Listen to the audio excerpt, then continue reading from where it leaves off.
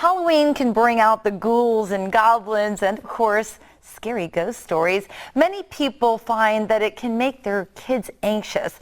Joining us to discuss fearful children, what to do and not to do, is therapist Lindsay Brooks. Welcome to Bloom, our special Halloween edition, Lindsay. Thanks for having me. So it's great to have you, and I know this is a big concern because Halloween's supposed to be fun, but for some children it can be scary. So what should parents know?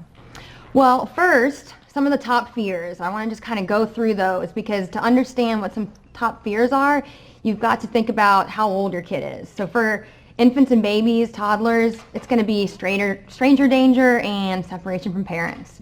But as these kids get older, say 4, 5, 6, their fears are going to be more centered around imaginary things like witches and goblins and the monster in the closet and the scary thing under the bed, noises in the night, stuff like that. And that's because their brains aren't quite developed enough to distinguish between make-believe and reality. As those kids get older though, say 8, 9, 10 even, those are the kids that are able to understand that the monster under the bed is not real. So their fears are going to be more grounded in reality. Things like natural disasters, hurricanes here in Tampa Bay, coronavirus, pandemics, the loss of a loved one. They're not going to complain about the boogeyman in the house. They're probably going to complain about an intruder in the house, things that maybe they've seen on the news.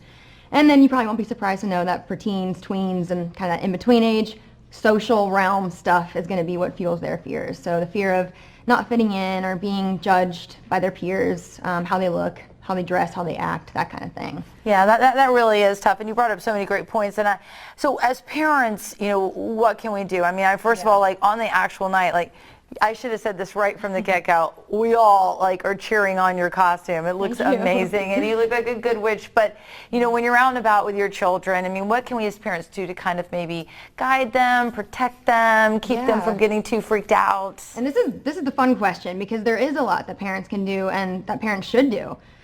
3 things you want to think about doing: communicating, validating, and preparing, planning. So get your kids to talk about their fears. While they can usually know what is scaring them, they might not always have the best language to describe why they're feeling scared. So you want to approach them with a calm, patient, loving tone of voice, maybe repeating to them that you're here with them, they're safe, and ask them to identify their fears and then validate.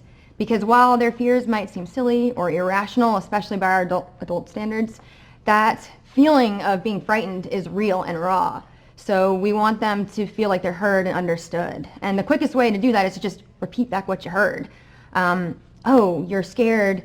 You feel scared when you hear that dog next door in the neighbor's yard barking very loudly. I can understand that. Just repeating that back to them. Yeah, I was just going to ask you, how do you validate? Because a lot of parents, when they go, oh, you don't have to worry, it's just make-believe, but that's not validating them. That's the opposite. Yeah, it's minimizing. Right. So the answer is, I understand what you're feeling, or maybe take a deeper dive, what's scaring you. Try to understand from what they're seeing from their perspective and their eyes, because it's a lot different than it would be from an adult's perspective. Right. And then you want to help them develop a plan so that they're learning that fears are manageable. So with those little kids, you got to think about that age group difference. For the little kids that are more operating in an imaginary world, this is the fun part. You get to sprinkle in a little bit of magic with some exposure to their fear. So this might mean, in the context of that scary dog next door, hey, let's go out in the backyard and let's bark back to Rover and try to figure out why he's so excited lately. That wouldn't work for the older kids, though. You'd probably get an eye roll if they suggested that. That might mean going out and maybe arranging with the next door neighbor a meet and greet under a controlled environment, or identifying all the safety precautions that are already in place, like talk about the strength of the fence or the strength of the leash and the collar the owner uses when they're walking the dog. Talk about communication with a dog. How does a dog let a person know that they're not happy? What do you do when a dog bares its teeth? You stand back. Kind of empowering that kid to use the knowledge that he or she probably already knows, but kind of tying it together with their fears so they feel like they're in control and have a plan. This is all so great, and a lot of it is just keeping the conversation going with your children. And if you would like more information on managing holiday stress, you can visit Lindsay's website at McNultyCounseling.com or head to their Facebook page at McNulty CW for important information, really with any stressors that your kids might be having. Thank you so much, Lindsay. Thank you so much for having me. Love the outfit. Thank and you. We're going to be back with more of Bloom's Halloween edition right after this.